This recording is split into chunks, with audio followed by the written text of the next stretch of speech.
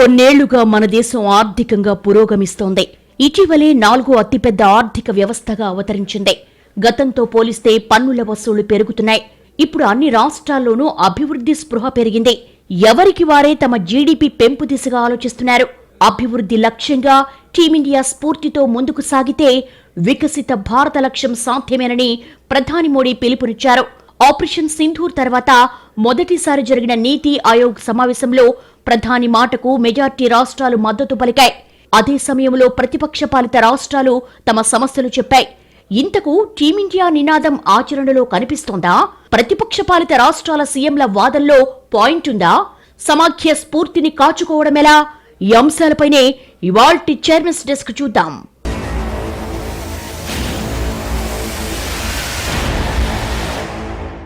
దశాబ్ద కాలంగా కేంద్రం దేశంలో అభివృద్ధి లక్ష్యంగా సరికొత్త ప్రణాళికలు అమలు చేస్తోంది. ఇందుకోసం ఉద్యమ స్థాయిలో మౌలిక వస్తుల కల్పనకు శ్రీకారం చుట్టింది. హైవేలు, రైల్వే లైన్లు, ఎయిర్పోర్ట్లకు సంబంధించిన రాష్ట్రాల ప్రతిపాదనలకు మన్నన దక్కుతోంది. రాష్ట్రాలన్నీ అభివృద్ధి చెందితేనే దేశాభివృద్ధి సాధ్యమని చెప్పిన మోడీ మాటల్లో నిజముందన్న విషయంలో ఎవ్వరికీ ఎలాంటి అభ్యంతరాల్లేవు.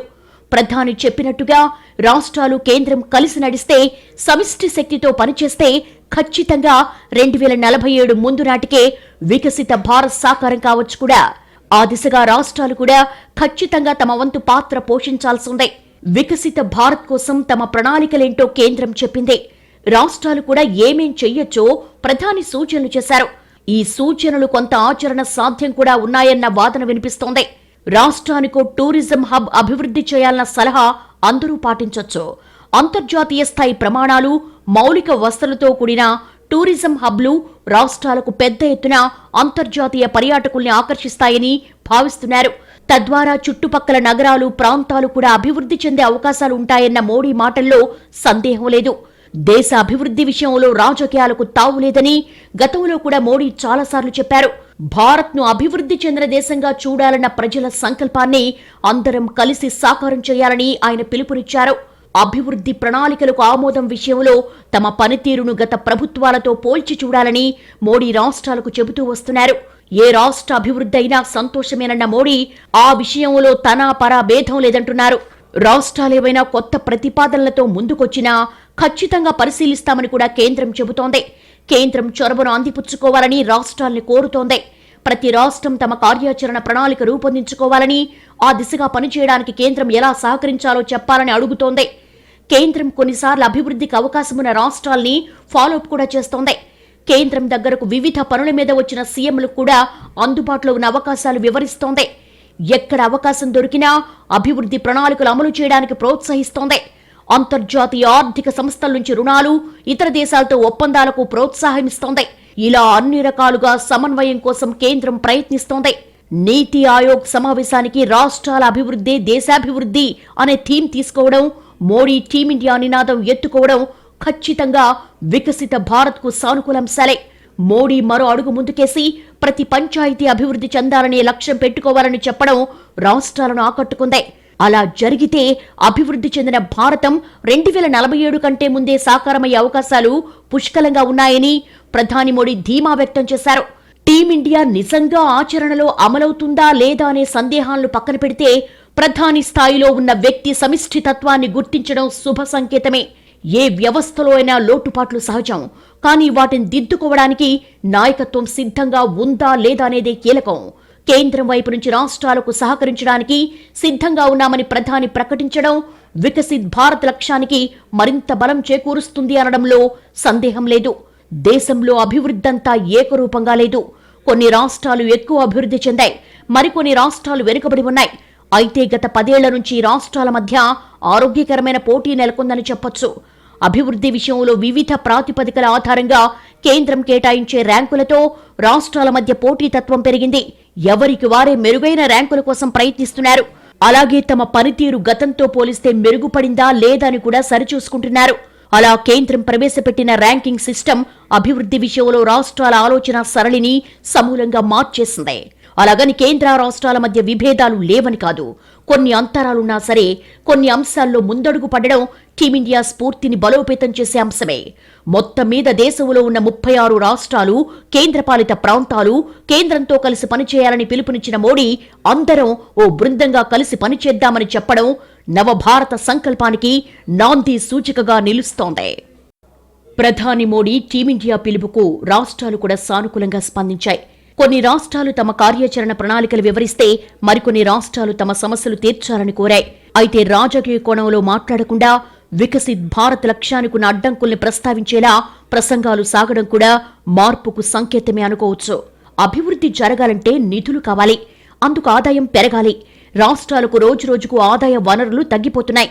అలాంటి సమయంలో కేంద్రం నుంచి మరింత చేయూత కావాలని కోరుకుంటున్నాయి. కానీ కేంద్రం ఆశించిన విధంగా సహాయపడటం లేదన్న భావన వాటిల్లో ఉంది. ఉదాహరణకు 14 ఆర్థిక సంఘం 42% పన్నుల వాటాను రాష్ట్రాలకిచ్చింది. కానీ 15 ఆర్థిక సంఘం వచ్చేసరికి 1% కోత పడింది. సరే, కనీసం 41% పన్నుల వాటా అయినా క్రమం తప్పకుండా రాష్ట్రాలకు చేరుతుందా అంటే అదీ లేదని చెప్పాలి. గట్టిగా 35% వాటా కూడా రాష్ట్రాలకు ఇవ్వటం లేదని సాక్షాత్తు కేంద్రమే లోక్సభ సాక్షిగా చెప్పింది. ఇలా అయితే రాష్ట్రాలు కాలు చేయి కూడదీసుకునేది ఎలా అన్న ప్రశ్నలొస్తున్నాయి. అయితే 1980ల నాటి 20% పన్నుల వాటాతో పోలిస్తే ప్రస్తుతం పన్నుల వాటా పెరిగిన మాట నిజమే అయినా అది ప్రస్తుత అవసరాలకు, రాష్ట్రాల ప్రాధాన్యాలకు అనుగుణంగా ఉందా అనేది ఖచ్చితంగా ఆలోచించాల్సిన విషయం. ఇక్కడ కేవలం కేంద్రం పన్నుల్లో వాటా తగ్గడమే కాదు, కేంద్ర ప్రాయోజిత పథకాల్లో రాష్ట్రాల వాటా కూడా పెరుగుతోంది. ఇది కూడా రాష్ట్రాలకు భారంగా మారుతోంది. ఇది చాలదన్నట్టు కేంద్రం కొత్తగా పన్నులు కాకుండా సెస్సులు విధిస్తూ మొత్తం ఆదాయాన్ని తన ఖాతాలో వేసుకుంటోంది. అందుకే రాష్ట్రాలకు పన్నుల వాటా 50% పెంచాలని తమిళనాడు సీఎం స్టాలిన్ డిమాండ్ చేశారు. పైకి చెప్పకపోయినా ఈ భావన దాదాపుగా ప్రతి సీఎం మనసులో ఉన్నదే. కేంద్రం రాష్ట్రాలు కలిసి బృంద స్ఫూర్తితో పనిచేయాలంటే ఇలాంటి అడ్డంకుల్ని ఖచ్చితంగా తొలగించుకోవాలి. రాష్ట్రాల అభివృద్ధికి అడ్డుపడుతున్న మరో అంశం జల వివాదాలు. రాష్ట్రాల మధ్య దశాబ్దాల తరబడి సాగుతున్న నీటి పంపకాలు జీడీపీపై నేరుగా ప్రభావం చూపుతున్నాయనడంలో సందేహం లేదు. నీతి ఆయోగ్ సమావేశంలో పంజాబ్ సీఎం భగవంత్ మాన్ ఈ అంశాన్ని ప్రస్తావించారు. హర్యానాతో ఉన్న నీటి వివాదాన్ని పరోక్షంగా ప్రస్తావిస్తూ తమ వద్ద మిగులు జలాలు అనేవే లేవని తేల్చేశారు. యమునా సట్లెజ్ లింకు కాలువ ప్రతిపాదనను కూడా పరిశీలించాలని కోరారు. కేంద్రం తమ రాష్ట్రంపై సవతి తల్లి ప్రేమ చూపుతోందన్న భగవంత్ మాన్ ఆరోపణ ప్రతిపక్ష పాలిత రాష్ట్రాల విషయంలో కేంద్రం వ్యవహరిస్తున్న తీరు, అక్కడి గవర్నర్ల వ్యవహార శైలి వంటి అంశాలను తెరపైకి తెచ్చింది. గవర్నర్లు తరచుగా వివాదాస్పదం కావడంపై కేంద్రం దృష్టి పెట్టాల్సిన అవసరం ఉంది. గవర్నర్లను నియమించే ముందు రాష్ట్రాలను సంప్రదించాలనే సత్సంప్రదాయాలు పాటిస్తే బృంద స్ఫూర్తి మరింత ఇనుమడిస్తుందనే అభిప్రాయాలు కూడా ఉన్నాయి. కాబట్టి కేవలం మాటల్లో కాకుండా చేతల్లో కూడా టీమిండియా నినాదం ఉండాలని ప్రతిపక్ష పాలిత రాష్ట్రాలు కోరుకుంటున్నాయి. ఏ కుటుంబంలో అయితే అనుమానాలు, అపోహలు ఉంటాయో అక్కడే కలతలు రాజ్యం చేస్తాయి. దేశం మొత్తాన్ని ఒకే కుటుంబం అనుకుంటే కేంద్రం పెద్దనలా వ్యవహరించాలి. అలా కాకపోతే కుటుంబ సభ్యులుగా ఉన్న రాష్ట్రాలకు కూడా అనుమానాలు, అపోహలు వచ్చే అవకాశాలు పెరుగుతాయి. అప్పుడు తేలిగ్గా పరిష్కారమయ్యే సమస్యలు కూడా సంక్లిష్టంగా మారతాయి. ఇలాంటి సమస్యల్ని ఆదిలోనే పరిష్కరించకపోతే కాలక్రమంలో అవి సమాధానం లేని ప్రశ్నలుగా మారొచ్చు. ఈ విషయంలో కేంద్రం జాగ్రత్తగా వ్యవహరించాలి. వివిధ రాష్ట్రాల సెంటిమెంట్లు, అవసరాలు పరిగణలోకి తీసుకుని ఉన్న పరిమిత వనరులను నిష్పక్షపాతంగా, పారదర్శకంగా పంపిణీ చేయడం ఎలాగో ఆలోచించాలి. అవసరమైతే నిపుణుల సాయం తీసుకోవాలి. దేశానికి స్వాతంత్ర్యం వచ్చిన దగ్గర నుంచి పేరుకుపోయిన కొన్ని సమస్యలైనా పరిష్కారం చెయ్యందే వికసిత్ భారత్ లక్ష్య సాధన మార్గం గతుకుల్లేని రహదారిలా ఉండదనే సూచనలొస్తున్నాయి. వీటన్నిటినీ పరిగణలోకి తీసుకుని సమగ్ర ప్రణాళిక తయారు చేయాలి.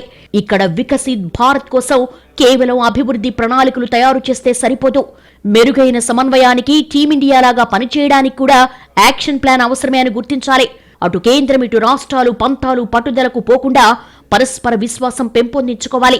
అలా జరిగినప్పుడే ప్రధాని మాటలు నిజమవుతాయని ప్రతిపక్ష పాలిత రాష్ట్రాలు అభిప్రాయపడుతున్నాయి. ప్రతి రాష్ట్రానికి కొన్ని ప్రత్యేకతలుంటాయి. ప్రతి రాష్ట్రానికి ప్రత్యేక ప్రణాళిక ఉంటేనే అభివృద్ధి సాధ్యం. అలాగే ప్రతి రాష్ట్రానికి నిధుల కొరత లేకుండా చూసుకోవాలి.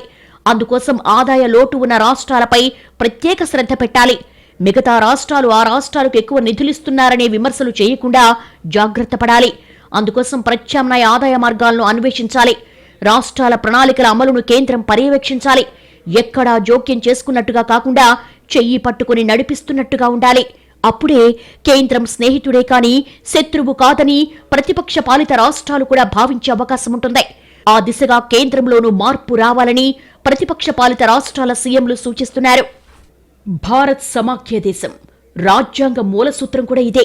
రాష్ట్రాల సమాఖ్యగా ఉన్న దేశాన్ని అలాగే నడపాల్సిన అవసరముందే. బలమైన కేంద్రం, బలహీన రాష్ట్రాలు అనే కాన్సెప్ట్ ఎప్పటికైనా ప్రమాదమే.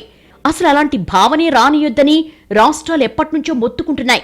ఎందుకంటే 140 కోట్ల జనాభా ఉన్న దేశంలో అందరి ఆకాంక్షలు నెరవేరాలంటే అన్ని రాష్ట్రాల్లోనూ బలమైన ప్రభుత్వాలు ఉండాల్సిందే.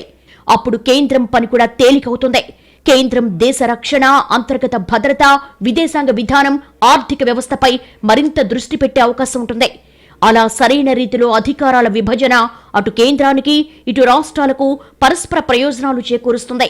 పరస్పర విశ్వాస ప్రాతిపదికన కలిసి సాగితేనే వికసిత్ భారత లక్ష్యం సాధించగలం. రాజకీయాలకు అతీతంగా అభివృద్ధి విషయంలో కలిసి పనిచేయాల్సిన అవసరం చాలా ఉంది. ఎన్నికలప్పుడే రాజకీయం ఉండాలి. మిగతా సమయంలో పార్టీలకు అతీతంగా అభివృద్ధి ఏకైక లక్ష్యంగా ఉండాలి. అప్పుడే మరింత వేగవంతమైన అభివృద్ధి సాధ్యమవుతుంది. ప్రస్తుతం కేంద్ర రాష్ట్ర ప్రభుత్వాలన్నీ అభివృద్ధి మోడ్లో ఉన్నాయి. గతంలో అభివృద్ధికి ఆమడ దూరంలో ఉన్న రాష్ట్రాలు, అభివృద్ధి పేరెత్తితేనే చిరాకు పడ్డ రాష్ట్రాలు కూడా ఇప్పుడు లైన్లోకి వచ్చేశాయి. ఒక్క మాటలో చెప్పాలంటే ఏ రాష్ట్రమూ అభివృద్ధి కాదు అనుకునే పరిస్థితి లేదు. ఇక్కడ రాష్ట్రాలు, వాటిని పాలించే ప్రభుత్వాలపై ప్రజల నుంచి విపరీతమైన ఒత్తిడి కూడా ఉంది. అభివృద్ధి విషయంలో ఎవరేం చేశారని జనం తరిచి చూసే సంస్కృతి పెరిగింది. పథకాలు తాత్కాలికమేనని, అభివృద్ధి జరిగితేనే జీవితాలు మారతాయనే స్పృహ వచ్చింది. దీంతో ప్రభుత్వాలు కూడా తప్పనిసరిగా అభివృద్ధి మార్గంలో నడవక తప్పని పరిస్థితి వచ్చేసింది. దేశవ్యాప్తంగా ప్రజల ఆలోచన విధానం, ప్రభుత్వాల ప్రాధాన్యాలు మారిపోయాయి. కాబట్టే కరోనా మహమ్మారి విలయ తాండవం చేసిన తర్వాత కూడా భారత్ ప్రపంచానికి వెలుగు రేఖగా నిలవగలిగింది. మన దేశంలో కేవలం అభివృద్ధి జరగడమే కాదు, బలమైన ఆర్థిక పునాదులు ఏర్పడటం కూడా సరికొత్తగా వచ్చిన పరిణామమే. గతంలో మాదిరిగా మార్కెట్లు పడిపోతే కుంగిపోవడం, పెరిగాయని పొంగిపోవడం ఎక్కడా కనిపించడం లేదు. దశాబ్ద కాలంగా మన మార్కెట్లు కూడా స్థిరమైన ప్రతిఫలాలనిస్తూ రికార్డులు సృష్టించాయి. ఇవన్నీ వికసిత భారత్ మార్గంలో శుభ శకునాలు. అన్ని అంశాల్లో మాదిరిగానే అభివృద్ధి విషయంలో కూడా కేంద్రం, రాష్ట్రాల మధ్య వాదోపవాదాలు జరుగుతున్నాయి. అభివృద్ధి జరిగినా జరక్కపోయినా దానికి కారణం మీరంటే మీరని నెపం నెట్టేసే పోకడ బాగా పెరిగింది. ఇలాంటి శుష్క వాదాలు పరిహరించుకుంటేనే ఆచరణ సాధ్యమైన మార్గం కనిపిస్తుంది. రాష్ట్రాలకు ఆర్థిక క్రమశిక్షణ లేదని కేంద్రం తరచుగా ఆరోపిస్తోంది. కానీ అందుకు కారణాలేమిటో తెలిసి కూడా పరిష్కారాలు వెతికే ప్రయత్నం చేయడం లేదనేది రాష్ట్రాల ఆరోపణ. అలాగే కేంద్రం తమ వాటా పన్నులు ఇవ్వకుండా ఎగ్గొడుతోందని రాష్ట్రాలు ఆరోపిస్తున్నాయి. అది సరే, కేంద్రం నుంచి వచ్చిన నిధుల్ని సద్వినియోగం చేసుకుంటున్నామా అని రాష్ట్రాలు కూడా ఆత్మ పరిశీలన చేసుకోవాలి. ఎందుకంటే ఇది వ్యక్తుల గొడవ కాదు, రెండు ప్రభుత్వాల మధ్య వస్తున్న సమస్య. ఓ ప్రభుత్వానికి మరో ప్రభుత్వం బాధలేంటో తెలియదు అనుకోలేం. అందుకే పరస్పర ఆరోపణలు చేసుకునే ముందు మరోవైపు ఏమైనా పొరపాట్లున్నాయా అని రెండు పక్షాలు స్వీయ విమర్శ చేసుకోవాలి. ఈ మాత్రం ప్రభుత్వాలకేం తెలియంది కాదు, ఆ మాత్రం తెలివితేట లేవని కాదు. కానీ ఇక్కడ సమస్యంతా యుగోలకు పోవడంతోనే వస్తోంది. కాస్త ఆదాయం పెరగ్గానే రాష్ట్రాలు దేశాన్ని తామే బతికిస్తున్నట్టుగా ప్రకటనలు చేయడం కేంద్రానికి చివుక్కుమనిపిస్తోంది. అలాగే రాష్ట్రాలకు విధిగా ఇవ్వాల్సిన పన్నుల వాటాను ఏదో దానం ధర్మం చేసినట్టుగా కేంద్రం ఇవ్వడం కూడా రాష్ట్రాలను అవమానపరిచే అంశమే. ఇలాంటి చిన్న చిన్న విషయాలే ఒకరంటే మరొకరికి గౌరవం లేకుండా చేస్తున్నాయి. హుందాగా నడవాల్సిన వ్యవహారాన్ని రచ్చకెక్కిస్తున్నాయి. ఇక్కడ ప్రతి సమస్యకు డబ్బే పరిష్కారం కాదు. రాష్ట్రాలు లేవనెత్తే చాలా సమస్యల పరిష్కారానికి నిధుల అవసరం లేనేలేదు. అయినా సరే కేంద్రం మీనమేషాలు లెక్కిస్తోందనే ఆరోపణలుస్తున్నాయి. ఇక్కడ ఎవరి పనులు వారికుంటాయి, ఎవరూ ఖాళీగా కూర్చోవడం లేదు. అలాగే ఎవరి ప్లాన్లు వారికుంటాయి. ఎవ్వరూ ప్రణాళిక లేకుండా గుడ్డిగా పాలించరు. కానీ తాము పట్టిన కుందేటికి మూడే కాళ్లన్నట్టుగా వ్యవహరించడంతోనే సమస్య వస్తోంది. కేంద్రం రాష్ట్రాల మధ్య ఉన్న సమస్యలేవి చర్చించుకుంటే పరిష్కరించుకోలేనంత పెద్దవైతే కాదు. కేంద్రం కూడా ఓ విషయంలో తగ్గి మరో విషయంలో పైచేయి సాధించొచ్చు. రాష్ట్రాలు కూడా మరీ బెట్లు చేయకుండా పరస్పర సహకారం దిశగా ముందడుగు వేయొచ్చు. అప్పుడే ప్రధాని చెప్పిన టీమిండియా నినాదం ఆచరణలో కనిపిస్తుంది. నిజమైన సమాఖ్య స్ఫూర్తిచ్చే మెరుగైన ఫలితాలు అనుభవంలోకి వస్తాయి. అంతిమంగా వికసిత భారత్ సాకారమవుతుంది. అది 2047 కంటే ముందే నిజమైన ఆశ్చర్యపోనక్కర్లేదు. ఇక్కడ కావలసిందల్లా ఒక్కటే, వ్యక్తులు రాష్ట్రాల కంటే దేశం ప్రజలు ముఖ్యమనే భావన మాత్రమే. గత సమావేశాలతో పోలిస్తే శనివారం నాటి నీతి ఆయోగ్ మీటింగ్కు హాజరైన సీఎంల సంఖ్య పెరగడం, ప్రతిపక్ష పాలిత రాష్ట్రాల నుంచి ముఖ్యమంత్రులు రావడం వికసిత్ భారత్ లక్ష్య సాధనలో మరో ముందడుగు కావాలనవుతుందని ఆశిద్దాం. ఇది ఈ వారం చైర్మన్స్ డెస్క్. వచ్చే వారం మరో అంశంతో కలుద్దాం. నమస్తే.